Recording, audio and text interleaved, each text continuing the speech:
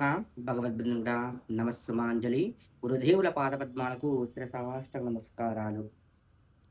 మంగళవారం షష్ఠి చాలా ప్రత్యేకమైన రోజు. అందులో రేవతి నక్షత్రం రావడం చాలా విశేషమైంది. 4వ తారీఖు 8వ నెల 2026 మంగళవారము. షష్ఠితో పాటు రేవతి నక్షత్రం చాలా విశేషమైందన్నమాట. ఎవరికైతే కుజదోషంతోని, కాలసర్పం దోషంతోని, కేతుగ్రహ దోషంతోని బాధపడుతూ ఉన్నారో, ఈ రోజున సుబ్రహ్మణ్యేశ్వర స్వామి వారికి అభిషేకం జరిపియడం వల్ల విశేషమైన ఫలితం వస్తూ ఉంటుంది. ఒకవేళ గనక అవకాశం ఉంది అనుకున్నవాడు 7 మంగళవారాలు ఈ వారం ప్రారంభించండి. 7 మంగళవారాలు సుబ్రహ్మణ్యేశ్వరునికి మనసా వాచా కర్మ ధ్యానించుకోండి. కత్తితోని కట్ చేసి తినకూడదు. స్వామివారికి ప్రాతకాలం అభిషేకం చేపియండి.